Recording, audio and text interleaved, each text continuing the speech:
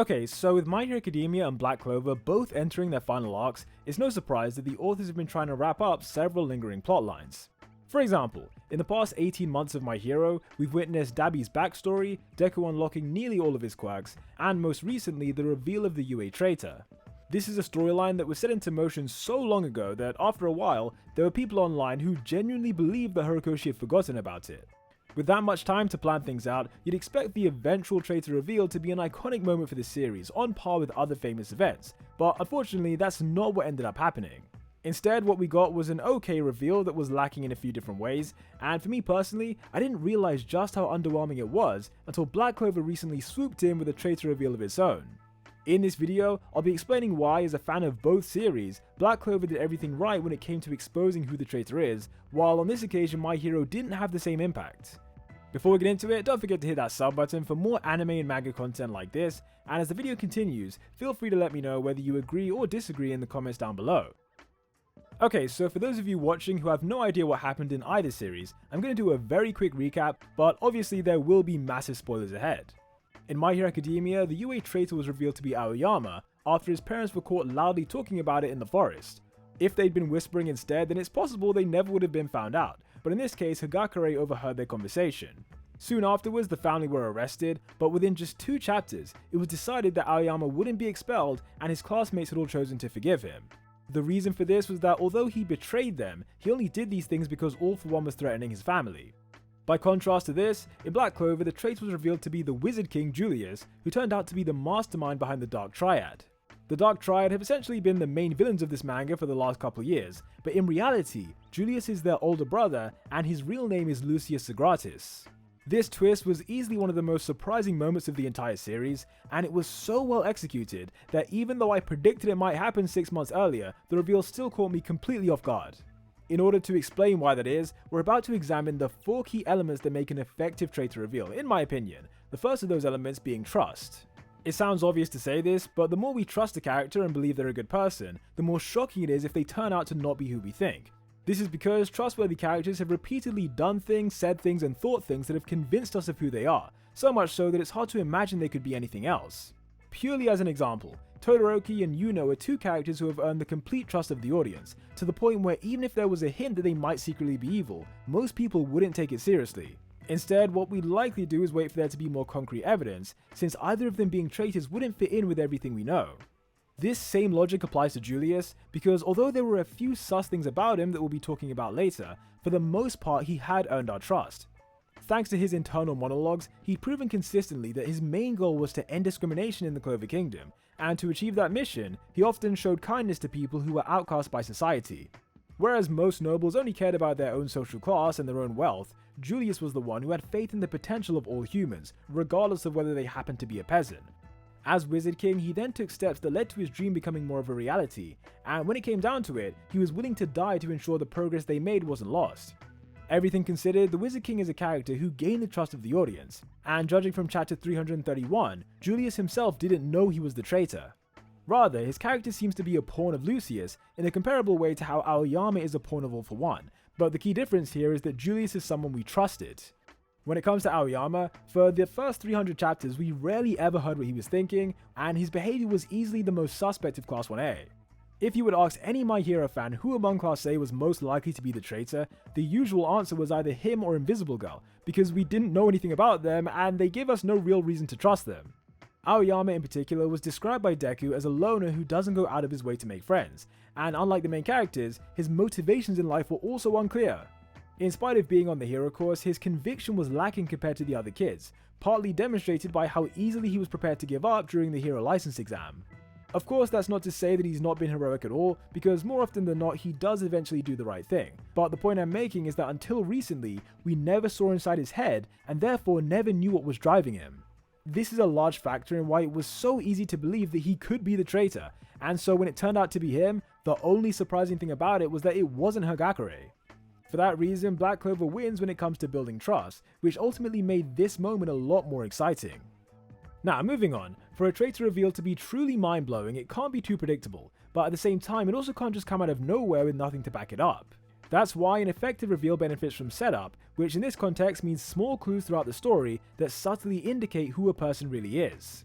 In my opinion, neither series did a bad job of this, although My Hero loses out again because there were times when the hints just became way too obvious.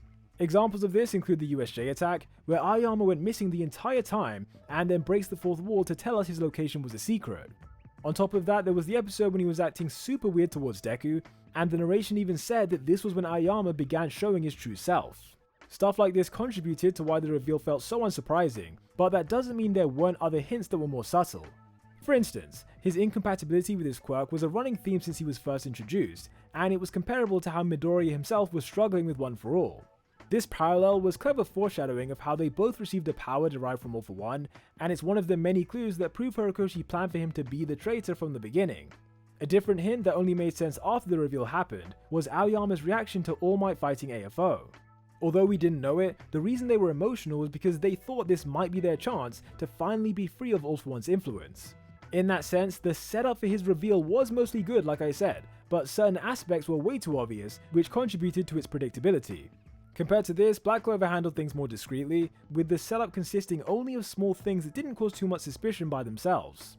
Starting from the beginning, the first time we properly meet Julius is in chapter 10, when he was sneaking around the Clover Kingdom looking for new types of magic. In this moment, he takes a strong fascination with Asta's abilities, and in hindsight, this was our first clue.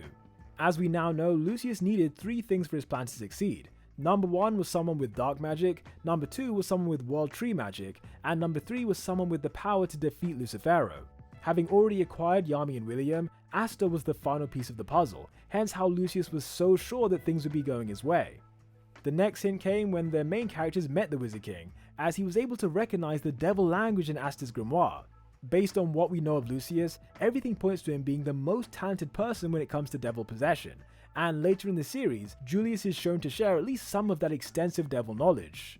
Despite that though, in this scene he pretends to not know anything about it, and looking back now, that is incredibly suspicious.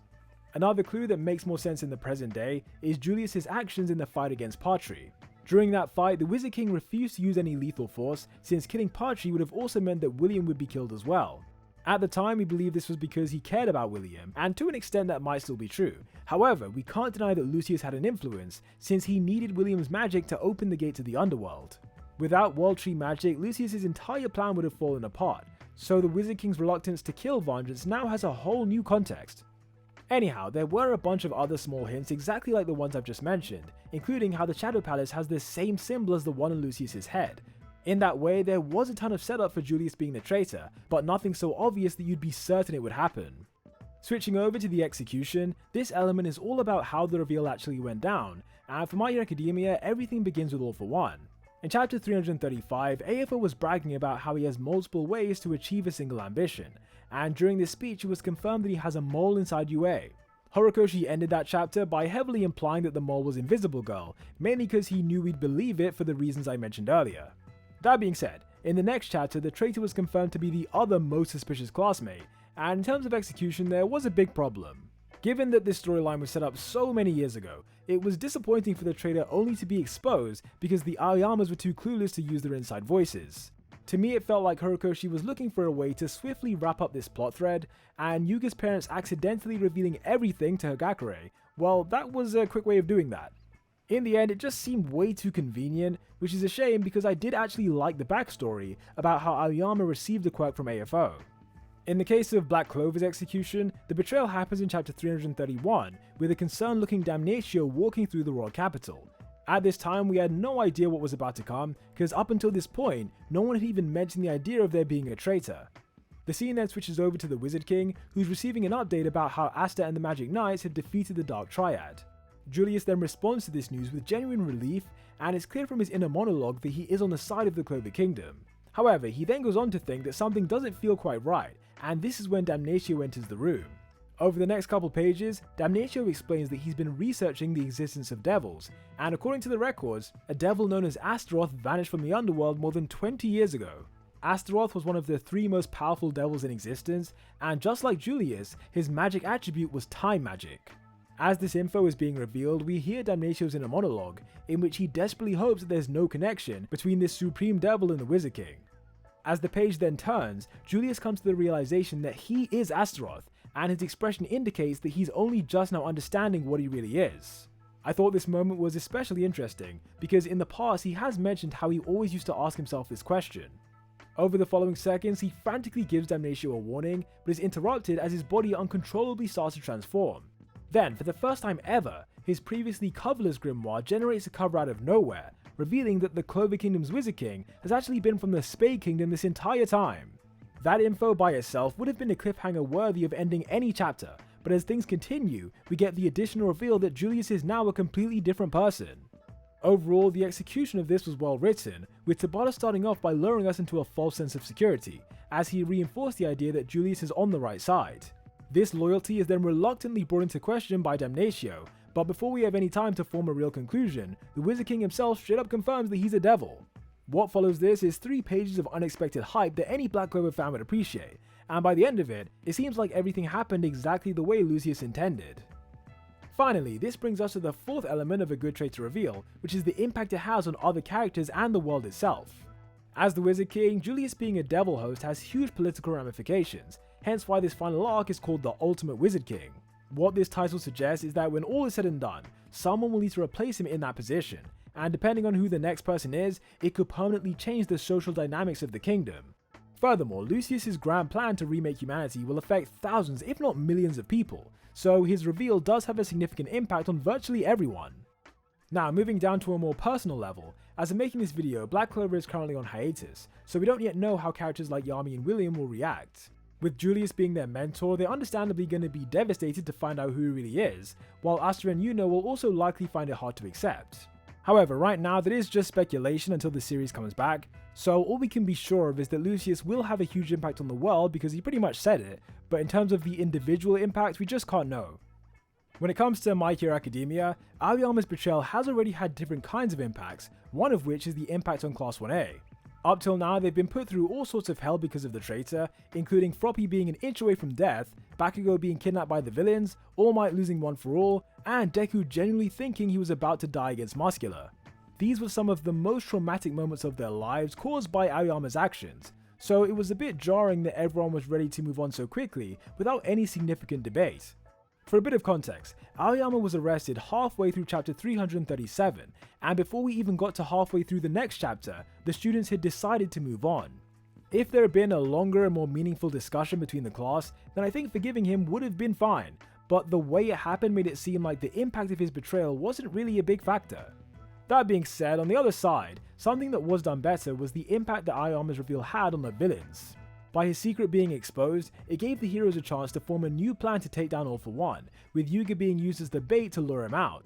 Luckily, this plan did actually end up working, and seemingly for the first time ever, AFO himself had actually been tricked. Based on that, the traitor storyline will have a big impact on how the final arc plays out, and even though Aoyama might not face harsh consequences from the heroes, recent chapters make it seem like he might face retribution from the villains. Overall, with Black Clover being on hiatus, it's not fair for me to say which of these reveals will have the longer term impact, but based on the positives and negatives that we've just heard about MHA, let me know in the comments how you think Black Clover will do by comparison. Before we end the video, one side note I wanted to mention is that Horikoshi recently confirmed that his original plan was to expose Aoyama during the forest training camp. Although we'll likely never know how the original reveal was supposed to happen, at the very least it wouldn't have involved Aoyama's parents just blurting it out, which is good enough. Anyway, don't forget to sub to the channel if you haven't already, and as always, drop a like if you liked the video. Until the next one, peace out.